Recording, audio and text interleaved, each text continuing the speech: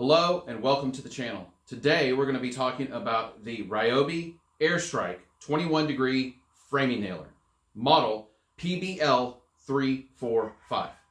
So we're going to go over the tool use, function, and we're actually going to show it in use.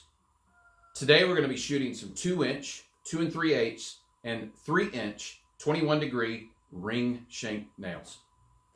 So some of the features of this 21 degree Airstrike framing nailer is we have the short receiver for the nails themselves, so you don't have a long arm that comes out, and this works really good in tight, compact spaces.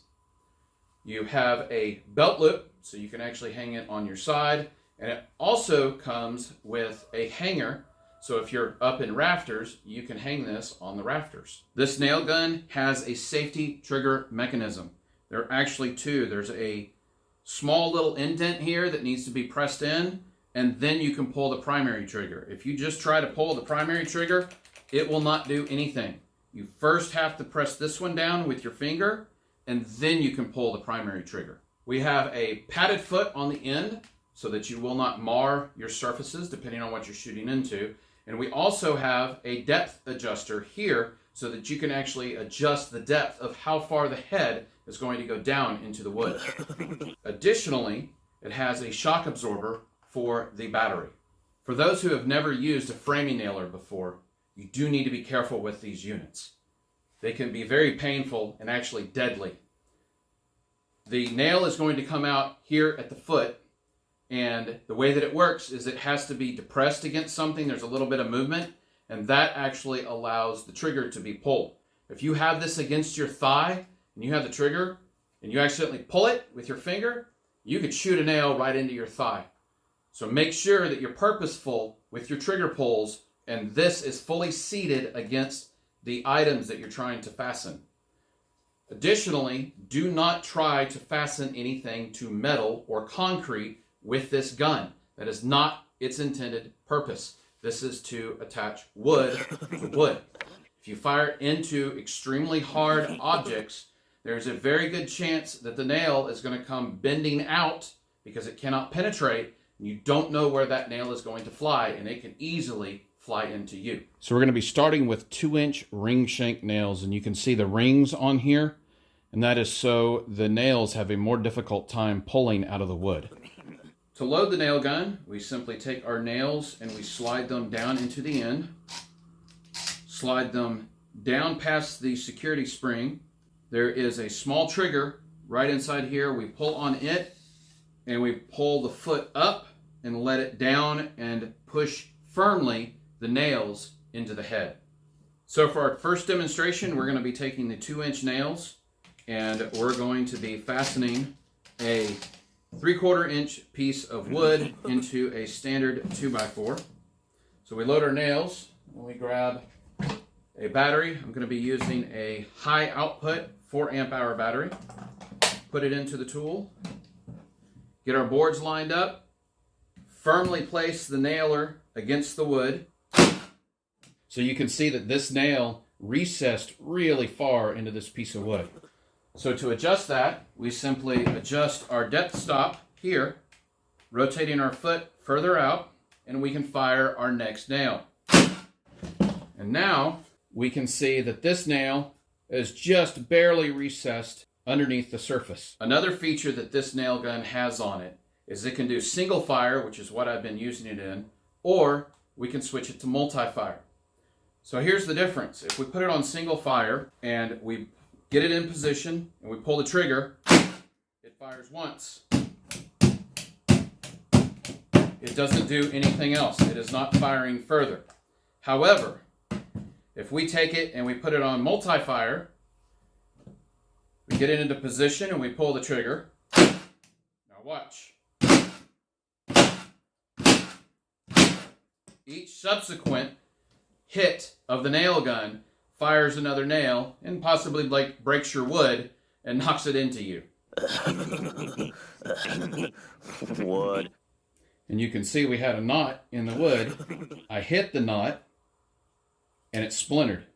This is why it's very important that you're careful with the multi-fire function, because you can very easily hit an unintended target. So as you just saw, we can fasten regular wood into a 2x4. We can also do OSB, or oriented strand board. And then we can also do plywood, including pressure treated plywood, which is what I have here. We're on single fire mode, and here is a little piece of plywood. Now, let's try some OSB. We'll just put it here in the middle. That one did pretty good. We got a little bit too far on recessing it. So again, we can just adjust our foot. And there you go. Now we're good to go. So now I'm going to be loading the gun with 2 3/8 inch nails. And we're going to be attaching a relatively new 2x4 against an old 2x4. So this one is extremely dry. This one is kiln dried and did not come from that long ago from the big box store. And there we go. Nice and flush. Now the 2 3/8 inch are going to be a little bit shorter, but even with that, just one nail, it is quite difficult to remove. But you can see just how short of penetration it has into the bottom piece of wood. Now I'm going to put the tool on multi-fire mode.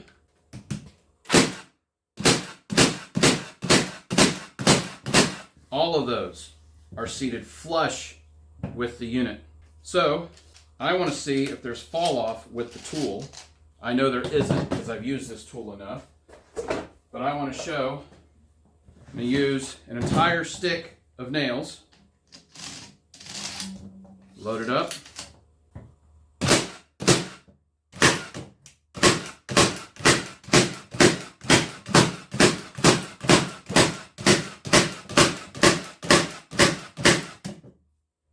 Here we go. We're out of nails. Fired off all of those nails, and you can see none of them are above. They are all recessed or flush with the surface.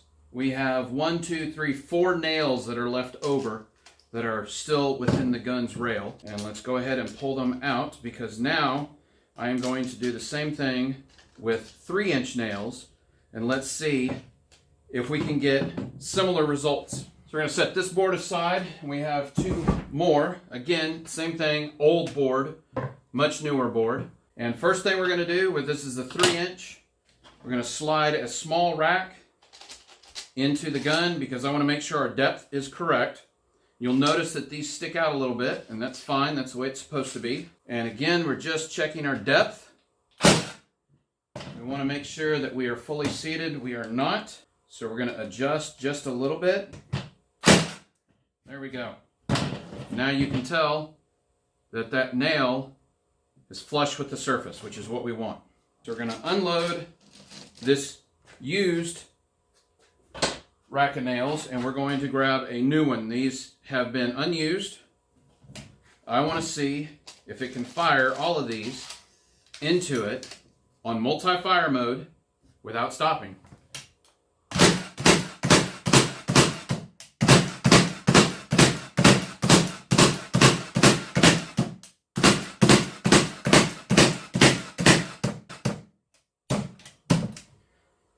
So there we have a rack of nails. This is the original, so we don't take that one into account where I was adjusting the depth. We have one that is above. Everything else is flush or slightly below. And that's a 3-inch nail that we're sending through here into these 2 2x4s. And this time we have 3 in our stack. Now normally this isn't a problem. You simply take your next stack of nails, you feed them in, these get fed through, and everything is fine. So you can see how quickly the Ryobi 21-degree framing nailer can recover through a continual trigger pull on rapid fire mode. There was a couple of times that it missed or I didn't push it down firm enough. Simply pick it back up and fire again. You also saw just how flush both of these were with the nail heads. It sank everything perfectly. I have used a lot of pneumatic nailers in my life, and I have had some really good ones and I've had some really bad ones. This actually, for me, falls on towards the really good because it was consistent, very nice consistency with the depth, very nice consistency whenever I was hitting it against the target. And I am pleased that it does all of this on a battery. And if you're in the game of doing small home repairs, or if you're putting up barn dominiums or little sheds or things like that, this thing would be phenomenal for that work. Would it work on a massive construction site? Truthfully, I don't see why it wouldn't. It's lighter, it's easier. You don't have to have a portable air compressor in order to run a standard pneumatic nailer. So I actually wouldn't have a problem at all taking this onto a job site. The only thing you'd have to have is make sure you have a lot of nails, of course, and then extra batteries so that you can ensure you always have power. But for that, you can always grab one of these 6 ports, and as soon as your battery is dead, this will be plugged in, and you simply slap a battery on here, and it slowly moves through, charging each one as you're going along. So then you would always have a battery available for your nail gun. So I absolutely would recommend this, and since I purchased it, I actually bought within the first week of it being dropped by Ryobi, because I have wanted a portable one for a long time. With where we're at, we have a lot of stuff that's out away from electricity. I needed something that was battery powered, and I needed something that could consistently shoot 3-inch nails, ring shank nails, into pressure treated lumber. This allows me to do that, and it all does it with the 18-volt ecosystem. So I purchased this as a tool-only kit for $300. They now sell a project bundle kit that includes 3-inch smooth shank nails, as well as 2 standard 4 amp hour batteries plus a charger, and that one is $483 as of the time of this recording. So today we have fired a total of 24 3-inch nails, 31 2 3/8 inch nails, and 12 2-inch nails. So let's see how our battery life is. Obviously some power has been used, but we're still showing 4 bars on our battery. So that's it for the Ryobi 21 degree airstrike framing nailer. Again, for me, it's an absolute recommend. I really love this tool. I've used it a lot.